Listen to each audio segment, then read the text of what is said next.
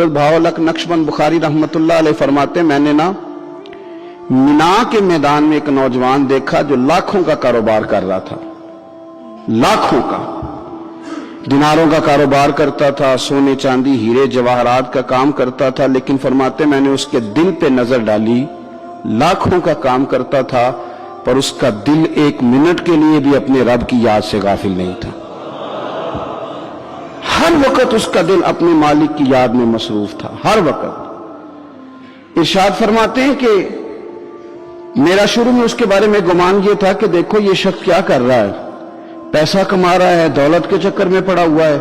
فرماتے ہیں کہ پھر میں نے ایک اور منظر دیکھا، ایک اور رنگ میں نے دیکھا کہ وہ کما رہا تھا، اور پھر اختتام حج پہ میں نے دیکھا کہ جو کمایا تھا سارا اللہ کے بندوں پہ خرچ کر رہا تھا۔ آپ اور میں، ہم نے دیکھنا صرف یہ ہے کہ کہیں ایسا تو نہیں ہے کہ دولت میں الجھ گئے۔ بہت سارے لوگوں نے یہ کہا تھا، ہم سنتے تھے جب کوئی آدمی جانے لگتا تھا نا پردیس پیسہ کمانے کے لیے، تو وہ کہا کرتا تھا کہ میں ملک سے باہر جا رہا ہوں، 2 4 5 سال لگا کے آؤں گا، واپس آ کے پھر یہاں میں نے کوئی کام کرنا ہے، تھوڑے سے پیسے کماؤں تاکہ یہاں نہ پھر میرا سلسلہ کوئی بن جائے۔ وہ 3 سال لگانے گئے تھے پر 30 گزر گئے ہیں، لوٹ کے واپس کوئی نہیں آئے۔ وہ 4 سال کا کہہ کے گئے تھے پر سال 40 ہو گئے، لوٹے نہیں۔ کیوں نہیں لوٹے؟ اس لیے کہ پہلے مفاد چھوٹا تھا، خیال یہ تھا کہ تھوڑے سے پیسے آ جائیں گے، بچوں کا خرچہ چلنے لگ جائے، فیسیں پوری ہونے لگ جائیں، اور مجھے کسی سے مانگنا نہ پڑے تو بس پھر میں کامیاب ہوں۔ یہ طے کیا تھا۔ اس کے فوراً بعد پھر جب باہر گئے تو خیال آیا کہ نہیں، صرف پنکھے کا نہیں، اے سی کا بل بھی دینا پڑے گا۔ پھر تھوڑا اور آگے بڑھے تو خیال آیا کہ چھوٹی گاڑی پہ گزارا نہیں ہوتا، بڑی گاڑی نہ لے لیں۔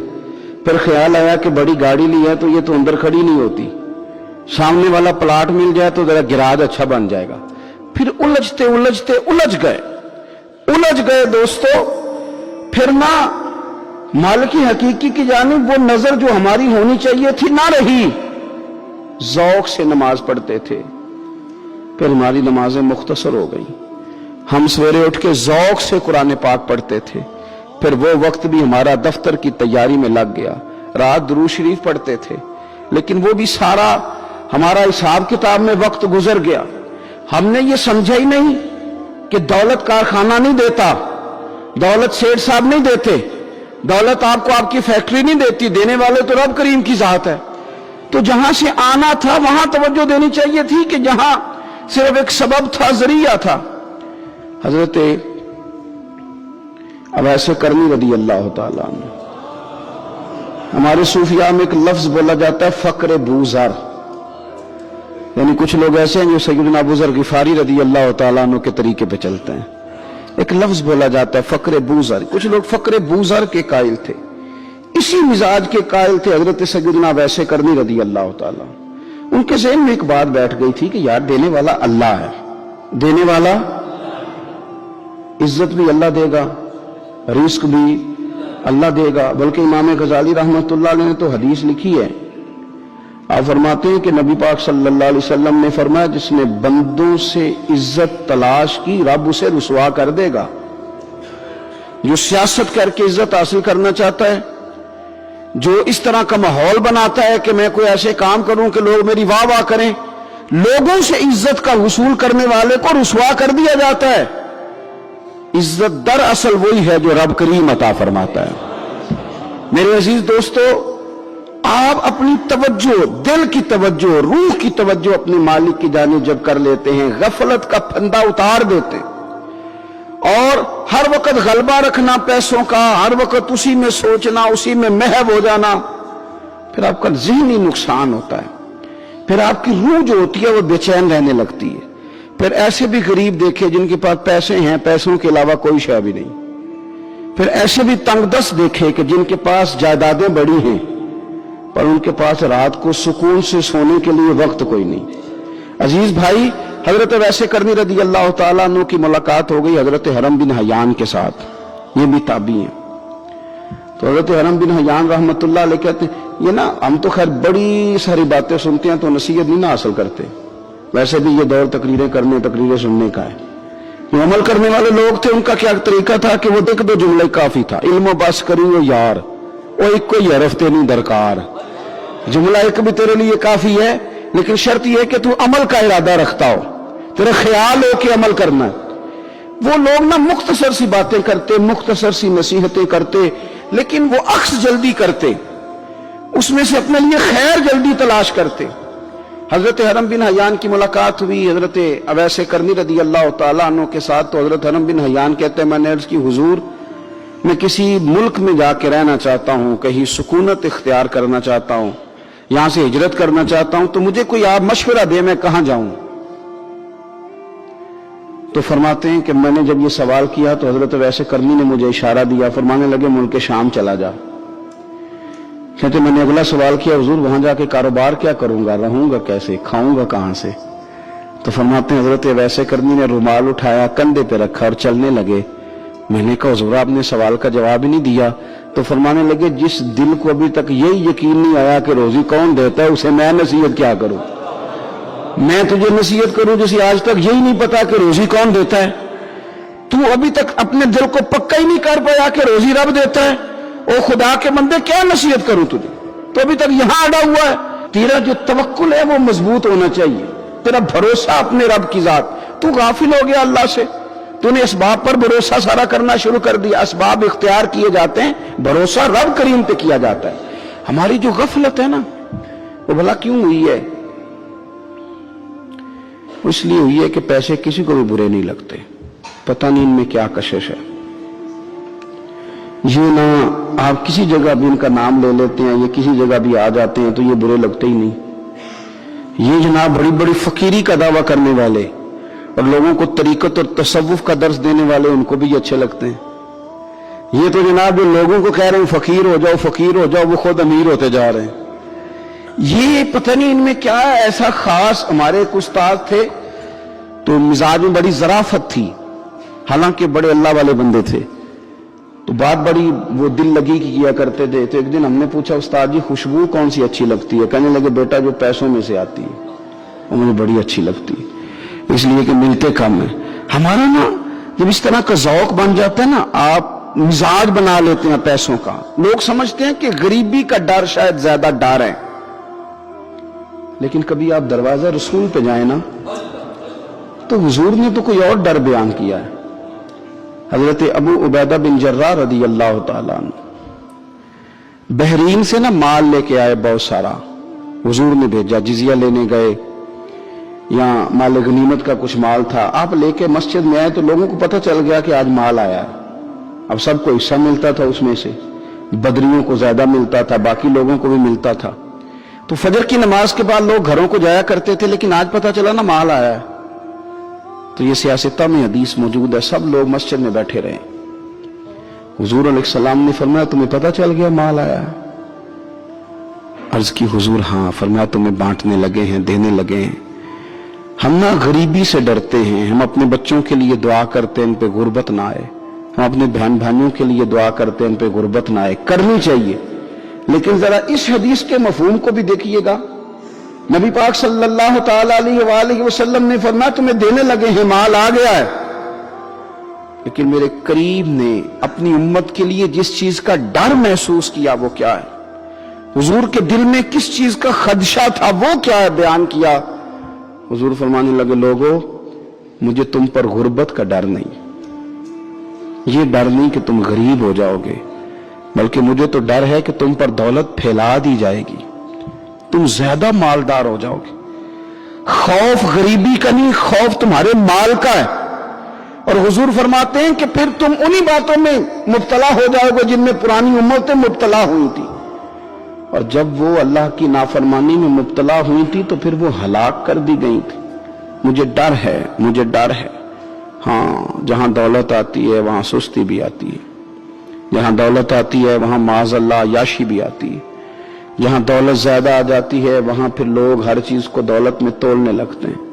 جہاں دولت زیادہ آتی ہے میرے بھائی پھر لوگ سمجھتے ہیں کہ ہر چیز میں خرید لوں گا، پھر لوگوں کے ذہنوں کے اندر اس طرح کا فطور آتا ہے۔ حضور نے فرمایا مجھے ڈر ہے تمہارے دولت مند ہونے کا، ڈر ہے دولت مند ہونے کا۔ یارو अपने पैसों से डरा करो, अपनी जायदादों से डरा करो, अपने माल से डरा करो। वो हमने जो बड़े बड़े महल्लात तामीर करने शुरू किए उनसे डरा करो, इसलिए कि हुजूर ने फरमाया मुझे डर है। हजरत अबू बकर सिद्दीक रज़ी अल्लाह तआला अन्हु तशरीफ फरमा थे। हमारे ना बच्चे बहुत ज्यादा आसानी मांगते हैं। इकबाल ने कहा लहू मुझको रुलाती है जवानों की तन आसानी। जब मैं जवानों का मिजाज देखता हूं ना कि इतने आराम पसंद हो गए हैं तो फिर मेरी आंखों से लहू बहता है। लहू मुझको रुलाती है जवानों की तन आसानी। इनका वजूद इतना आसानी का माहौल लेना चाहता है, जरा सी भी कोई तकलीफ आप देख लें, लाइट बंद हो जाए तो मुसीबत खड़ी हो जाती। किसी जगह चंद मिनट के लिए, आधे घंटे के लिए ट्रैफिक बंद हो जाए तो मसलन क्या हो जाएगा, लेकिन यह कि तबीयतों में तलखी, और जब वो गाड़ियां आहिस्ता आहिस्ता चलती हैं तो एक दूसरे से आगे बढ़ने की वो शिद्दत, वो हमारे मिजाज में एक दूसरे के बारे में दिल में बड़े बड़े जुमले, क्यों? इसलिए कि हमारी तबीयत आसानी पसंद है। जरा सी भी कोई रुकावट हम नहीं बर्दाश्त करते। थोड़ी देर के लिए ठहरना पड़ जाए हमारे लिए बड़ा मुश्किल काम है। आप हमें हमारी मर्जी के खिलाफ कोई बात कर दें तो हमें बिगड़ा हुआ समझे। हमारी तबीयत में वो आसानी है। ये आसानियां इंसान को फिर बड़े बड़े काम नहीं करने देती, फिर इंसान कमजोर पड़ जाता है, फिर वो कोई किसी इनकलाबी तहरीक का कभी हिस्सा नहीं बन सकता। अगर वो बड़ी सलाहियत भी रखता हो तो वो जिंदगी में कोई कारनामा सर अंजाम नहीं दे पाता, क्योंकि तबीयत में आसानी आ गई, उसका मिजाज ही नहीं। जिस बंदे को गर्मी ज्यादा लगती है वो कैसे आगे बढ़ेगा? ये सेठों के बेटे, मालदारों के बेटे, पीरों के बेटे, बड़े बड़े जनाब मशाइख के साहिबजादगान, इल्ला माशाअल्लाह, आगे ना बढ़ने की वजह क्या है? सिर्फ यह है कि तबीयत का तकाजा यह है कि एक आदमी ने रुमाल पकड़ा है, दूसरे ने जूता पकड़ा है, तीसरा गाड़ी खोल रहा है। जब आप इस कदर ज्यादा उनको आसानियों में मुब्तला कर देते हैं, फिर उनके लिए जिहाद करना, मैदान में निकलना मुमकिन नहीं रहता। वो आदी नहीं होते। इमाम हसन और इमाम हुसैन रज़ी अल्लाह तआला अन्हुमा ने जिहाद इसलिए कर लिया था, बचपन में ही 7-8 साल की उम्र थी तो मां 3-3 दिन रोजे रखवाया करती थी। वो 3-3 दिन रोजे रखते थे और इफ्तार का वक्त आता था तो जो कुछ पका होता था वो भी उठा के गरीब और मिस्कीन को दे दिया करते थे। तो उन्हें तो आदत थी बचपन से ही। फिर इसलिए ऐसा नहीं होता कि वो खाना नहीं पका तो बच्चे ने मोबाइल तोड़ दिया है, उसकी मर्जी का। आज घर के अंदर जो है वो खाने का सामान मौजूद नहीं था तो उसने टीवी तोड़ दिया, इस तरह फिर नहीं होता, फिर वो घर का नुकसान नहीं करता।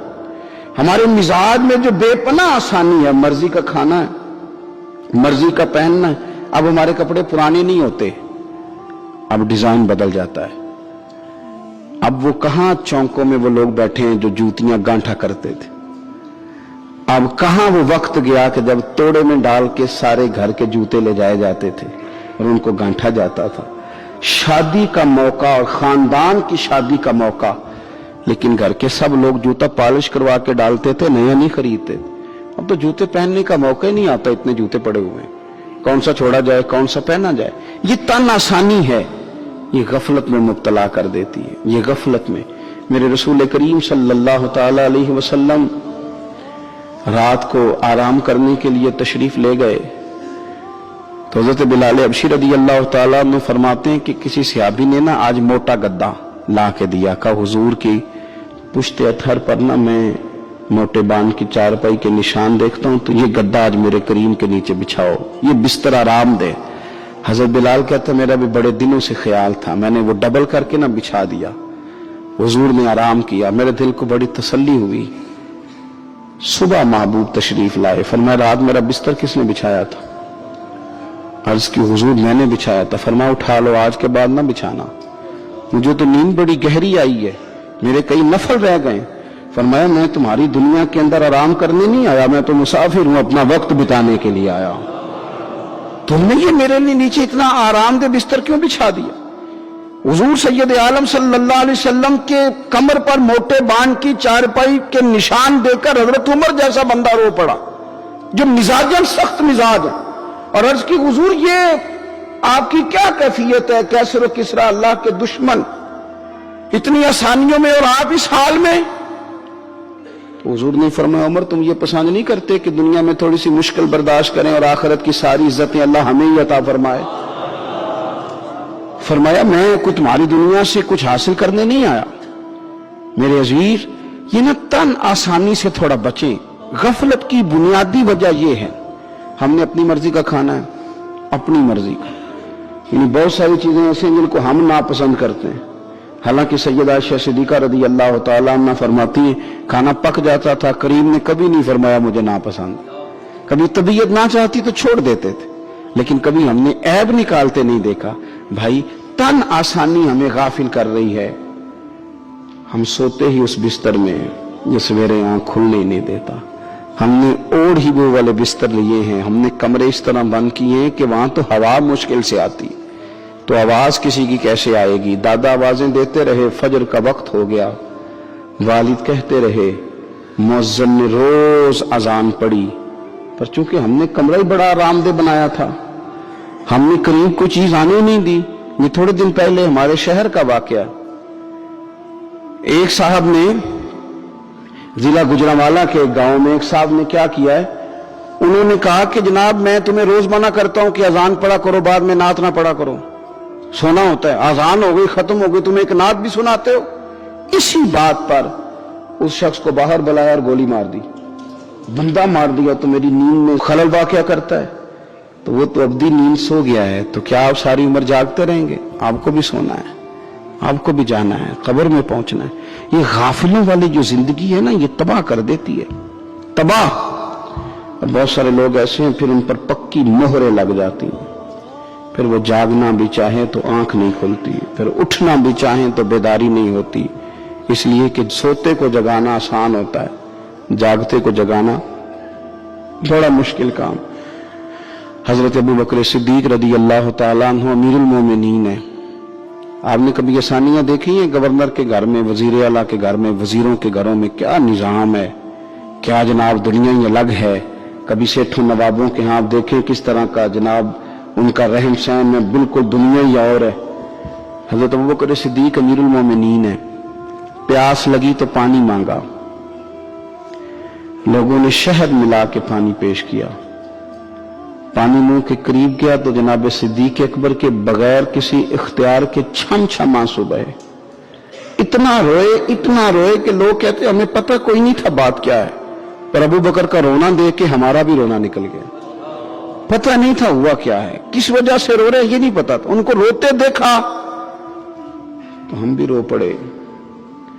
देर तक वो आहें लेते रहे, सिसकियां भरते रहे, आंसू बहाते रहे, तड़पते रहे, लोटपोट होते रहे। अजीब कैफियत हमने देखी। बड़ी देर के बाद वो संभले। अर्ज की अमीरुल मोमिनीन हमें भी बतलाइए, इतने आंसू, इतने आंसू। जनाब सिद्दीक अकबर रज़ी अल्लाह तआला अन्हु फरमाने लगे, मैं ना एक दिन हुजूर की बारगाह में हाजिर था, तो नबी करीम अलैहिस्सलाम किसी चीज को फरमा रहे थे, हट जा, मुझसे दूर हो जा, मुझसे दूर हो जा, मुझसे दूर हो जा। तो फरमाते हैं मैंने बाद में अर्ज की, हुजूर आप किस चीज को हटा रहे थे? तो हुजूर फरमाने लगे, मेरे पास दुनिया आई थी। तो मैंने उसे कहा तो मुझसे दूर हो जा, मेरे करीब ना, दूर हो जा।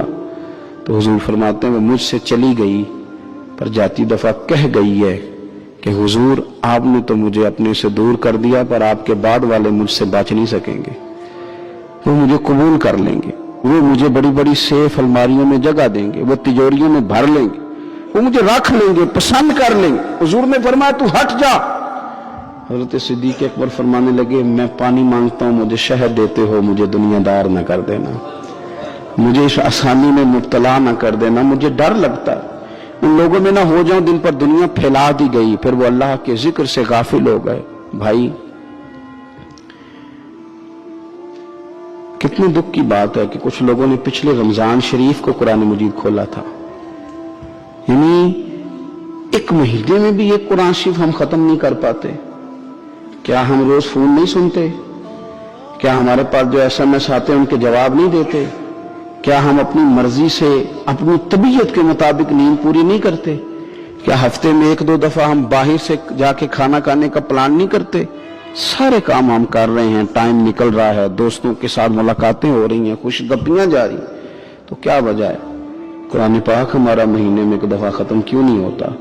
दरूद पाक की मजालिस हम कायम क्यों नहीं करते? हम क्यों नहीं अपने आप को थोड़ा सा वक्त देते?